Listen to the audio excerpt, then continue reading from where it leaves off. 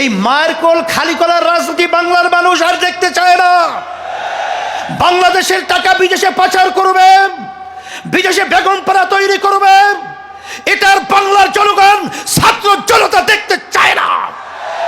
এর পরিবর্তন আমাদেরকেই করতে হবে। এই পরিবর্তনের জন্যই যদি আবার প্রয়োজন হয় আমরা আবার রক্ত দেব, আমরা জীবন দেব, তারপরে দেশকে সুন্দর দেশ করার জন্য রাজপথে থাকবো।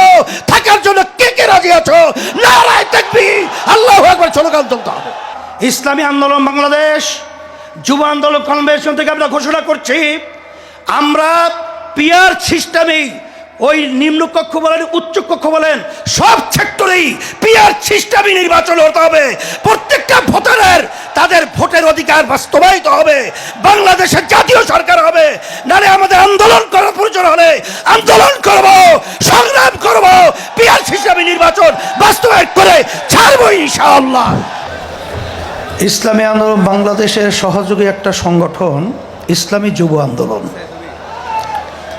আজকে ঐতিহাসিক সরোয়ার্দী উদ্যানে আজকের যে যুবকরা যে সম্মেলন আমাদেরকে উপহার দিয়েছে, আমি বলবো ঐতিহাসিক ময়দানে ঐতিহাসিক যুব কনভেনশন।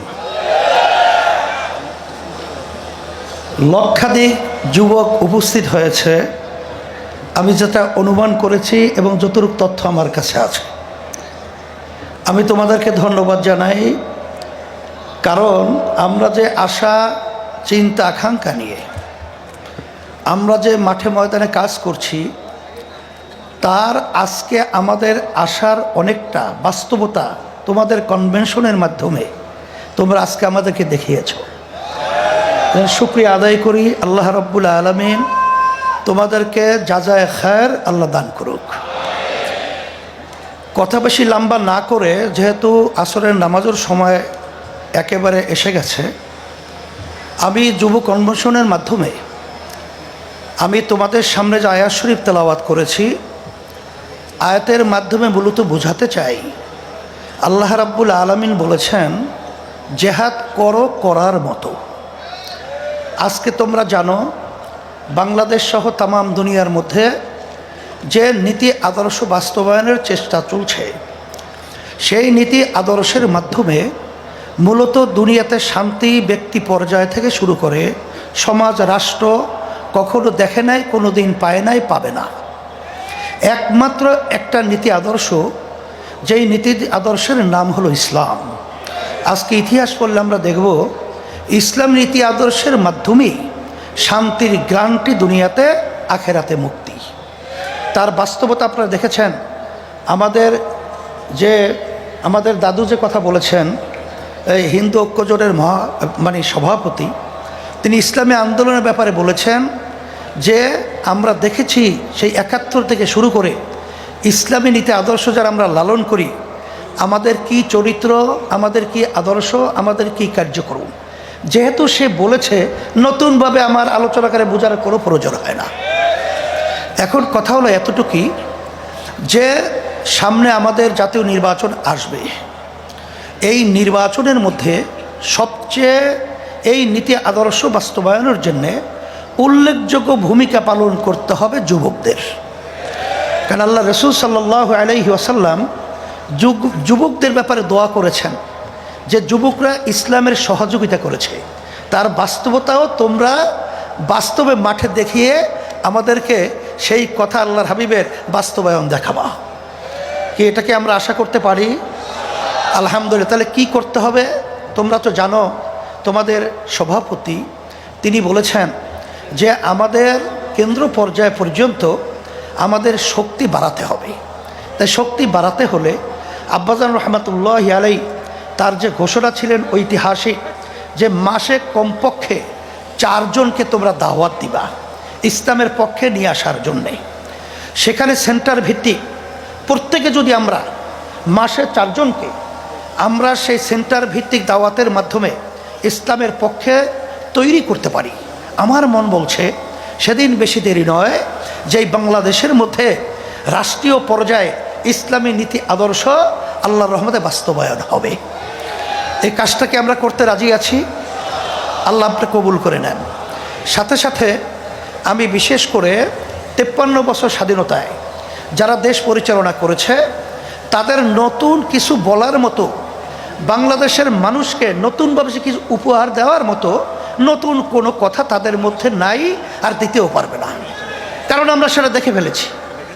গ্রাম্য একটা কথা আছে যে ওই গোদা পা দিয়ে যে লাথি মারবার শক্তি থাকে না, এটা আমাদের জানা হয়ে গেছে। তা আপনারা দেশ 53 বছর পরিচালনা করেছেন, আমাদেরকে আপনারা কি দিয়েছেন? আর নতুনভাবে আমাদেরকে ও পা দেখায় আর ভয় দেখানো, আশা দেখায় লাভ নাই। এখন পরিবর্তন করতে হবে।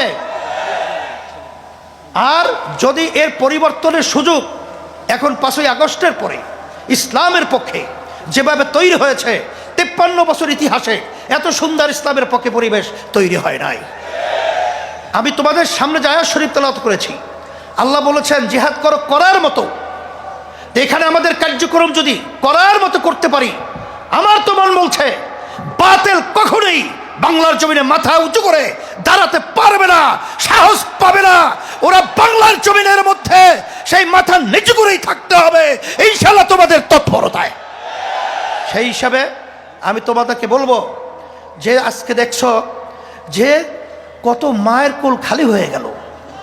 এই মায়ের কোল খালি করার রাজনীতি বাংলার মানুষ আর দেখতে চায় না। বাংলাদেশের টাকা বিদেশে পাচার করবে, বিদেশে বেগমপাড়া তৈরি করবে, এটার বাংলার জনগণ ছাত্র জনতা দেখতে চায় না।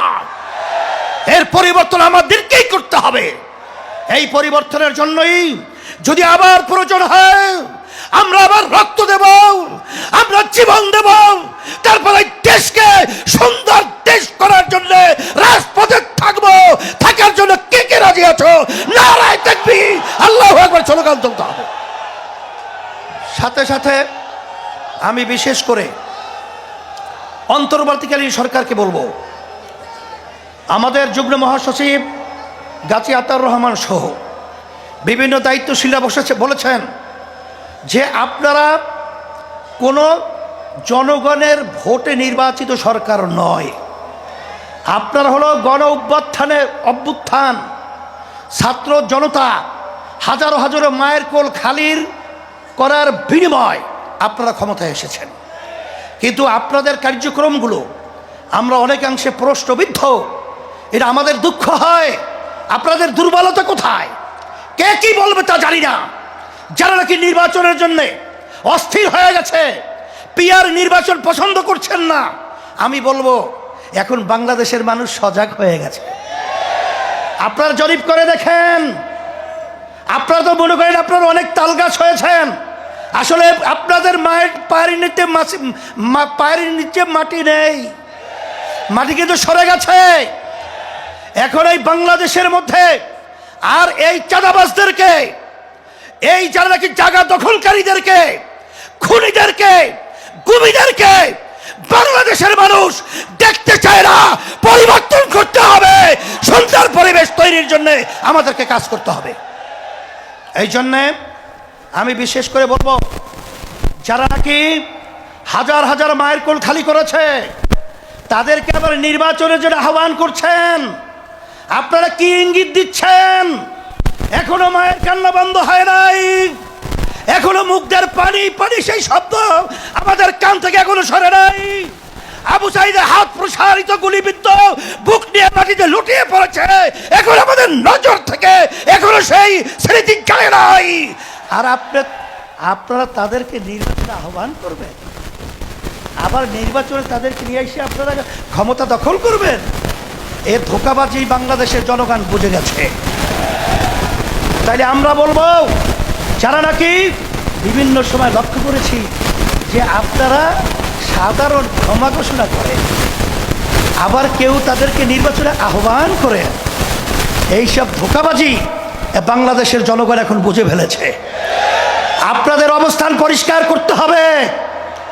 আপনারা এই স্লোগানের মাধ্যমে কাদেরকে খুশি করতে চান এটা কিন্তু বাংলাদেশের মানুষ বোঝে। আর এই পাশের আমাদের যে রাষ্ট্র রয়েছে, নিয়ম ছিল বন্ধুত্ব সুলভ আচরণ আমাদের সাথে করবে, কিন্তু তাদের আচরণে আমরা বন্ধুত্ব পাই নাই। তাদের দোষদেরকে খুশি করবেন, এবং তাদেরকে নিয়ে আপনার ক্ষমতায় যাবেন না, এটা কখনোই হবে না, আর হতে দেওয়া যাবে না। আর পিআর সিস্টেমের মাধ্যমেই বাংলাদেশে জাতীয় সরকার গঠন হবে। আপনারা কেন চাচ্ছেন না? আপনাদের ভয় কোথায়? আবার আপনারা এই নির্বাচন পদ্ধতির মাধ্যমে এককভাবে ক্ষমতায় গিয়ে আবার আপনার বিভিন্ন ধরনের আমাদের উপরে সেই স্টিম রুলার জুলুমের এটা চাপিয়ে দেবেন, এটা হবে না। এই জন্য পিআর সিস্টেমে যদি নির্বাচন না হয়, ইসলামী আন্দোলন বাংলাদেশ যুব আন্দোলন কনভেনশন থেকে আমরা ঘোষণা করছি, আমরা পিআর সিস্টেমেই ওই নিম্নকক্ষ বলেন উচ্চকক্ষ বলেন সব সেক্টরেই পিআর সিস্টেমে নির্বাচন হতে হবে। প্রত্যেকটা ভোটারের তাদের ভোটের অধিকার বাস্তবায়িত হবে, বাংলাদেশের জাতীয় সরকার হবে। নারে আমাদের আন্দোলন করার প্রয়োজন হলে আন্দোলন করব, সংগ্রাম করব, পিআর সিস্টেমে নির্বাচন বাস্তবায়ন করে ছাড়বো ইনশাআল্লাহ।